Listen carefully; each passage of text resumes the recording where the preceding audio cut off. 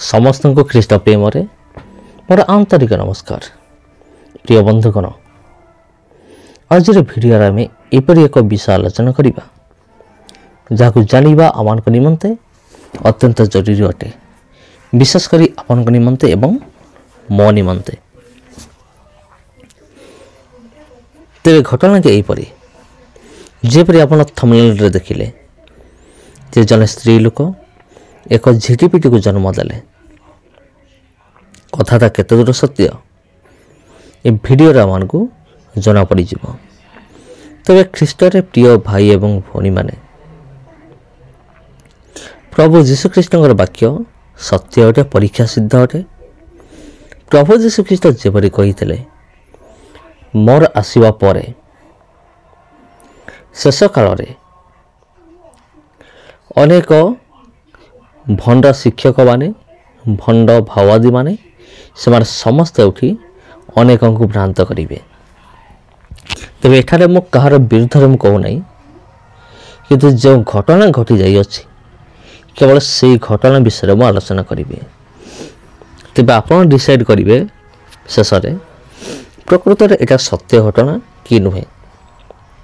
जन महिला एक झिटिपिटी को जन्म देवा एक सत्य विषय कि नुहे, ए भिडियो रे आपन को निश्चिंत रूप से जना पड़ी जीवो।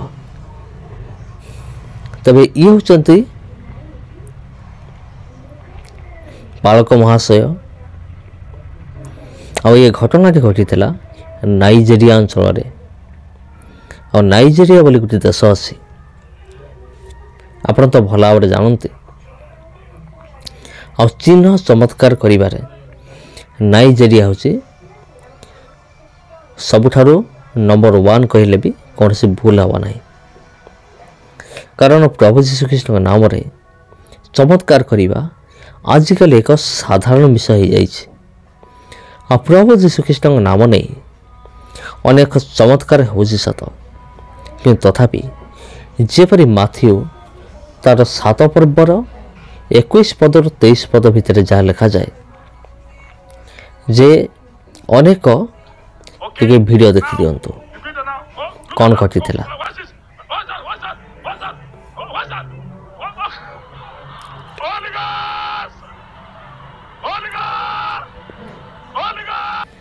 तबे प्रिय भाई भौणी माने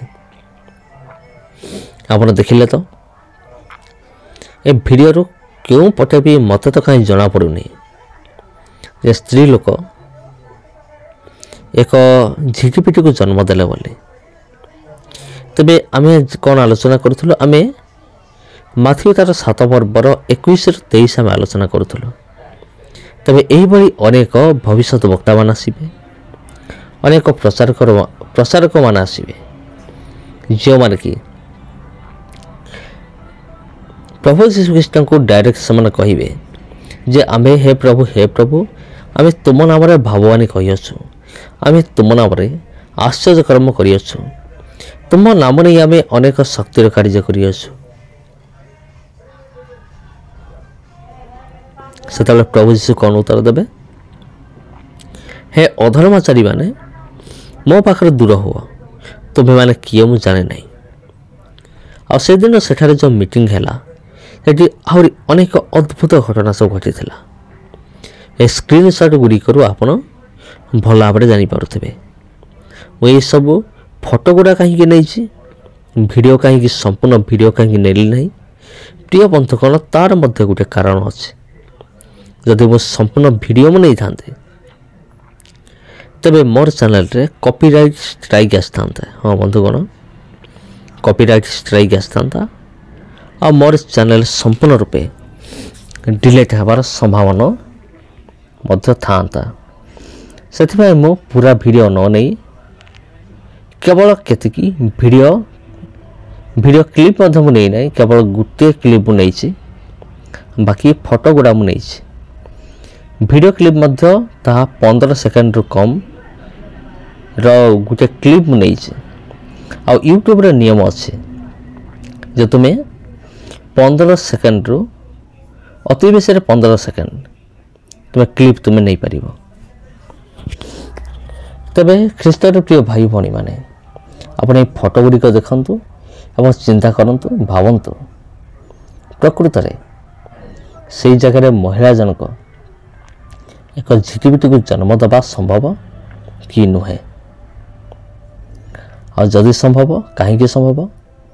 ଯଦି ନୁହେଁ ତ କାହିଁକି ନୁହେଁ? ତେବେ ଅସଂଖ୍ୟ ଲୋକମାନଙ୍କ ଭିଡ଼ ମଧ୍ୟରେ ଯେତେବେଳେ ଆଶ୍ଚର୍ଯ୍ୟକର୍ମ ହୁଏ, ସେତେବେଳେ ଅନେକ ରୋଗୀମାନେ ସାମ୍ନାକୁ ଆସନ୍ତି, ସେମାନେ ସୁସ୍ଥ ମଧ୍ୟ ହୁଅନ୍ତି। ଆଉ ଅନେକ ଜାଗାରେ ମିଥ୍ୟା ପ୍ରଚାର ମଧ୍ୟ କରାଯାଇଥାଏ।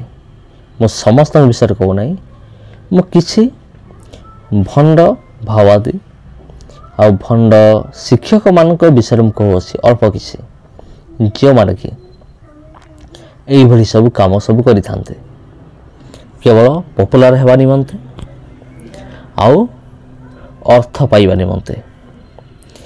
ବିଖ୍ୟାତ ଏବଂ ଅର୍ଥ, এই ଦୁଇଟା ବିଷୟ ମଣିଷକୁ ସମ୍ପୂର୍ଣ୍ଣ ରୂପେ ବର୍ବାଦ କରିଦିଏ। ଜଣେ ପ୍ରଭୁଙ୍କ ଦାସକୁ ମଧ୍ୟ ବର୍ବାଦ କରିଦିଏ।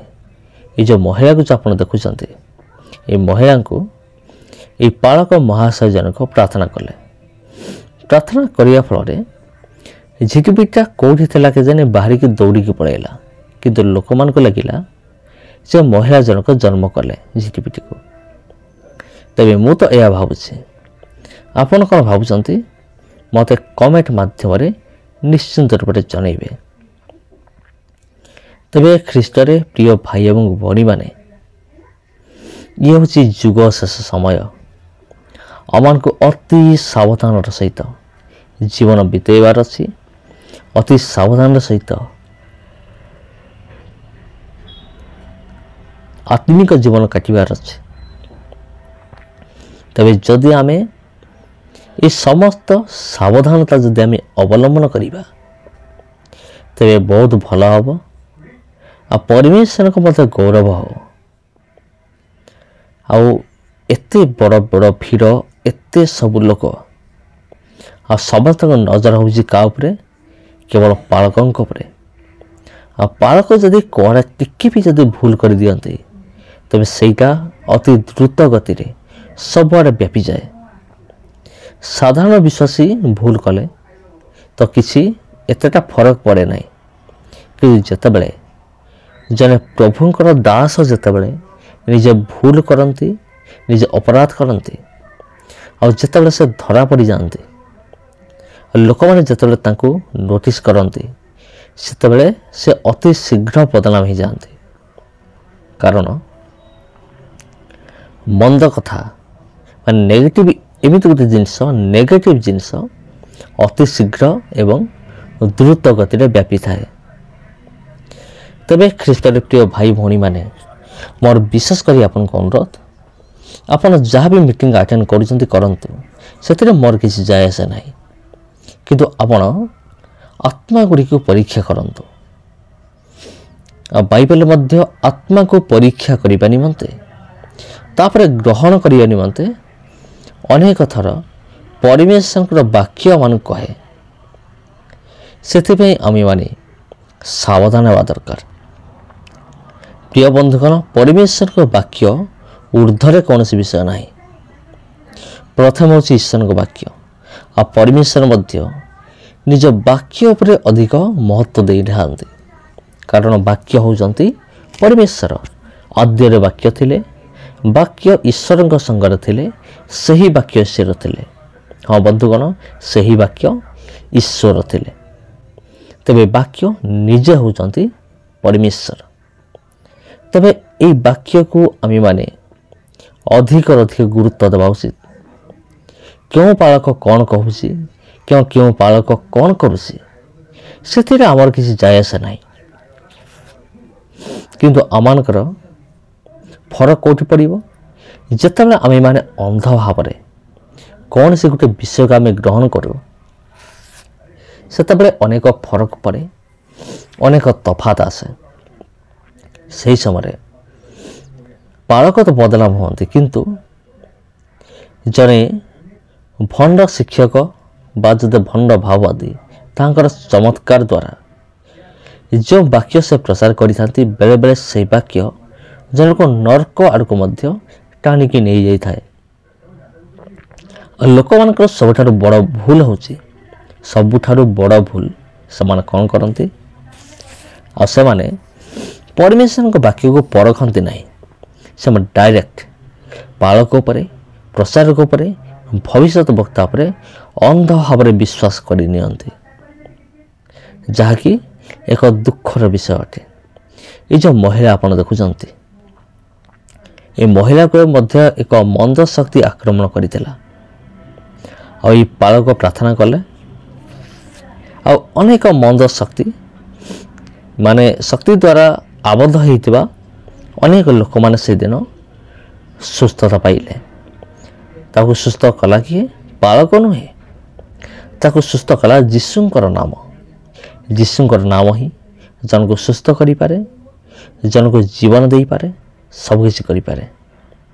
ତେବେ ପ୍ରିୟ ବନ୍ଧୁଗଣ, ଏ ଭିଡ଼ିଓ ଆପଣଙ୍କୁ କିପରି ଲାଗିଲା ମୋତେ କମେଣ୍ଟ କରି ଜଣାଇବେ। ଆଉ ଭିଡ଼ିଓକୁ ଅନ୍ୟମାନଙ୍କ ସହିତ ସେୟାର ମଧ୍ୟ କରନ୍ତୁ, ଯେପରି ଅନ୍ୟମାନେ ମଧ୍ୟ ଏହିପରି ଗୁରୁତ୍ୱପୂର୍ଣ୍ଣ ବିଷୟକୁ ଦେଖନ୍ତୁ ଏବଂ ନର୍କରୁ ରକ୍ଷା ପାଆନ୍ତୁ ବା ଉଦ୍ଧାର ପାଆନ୍ତୁ। ଆଜି ରହିଲେ ସମସ୍ତ ମୋର ନମସ୍କାର।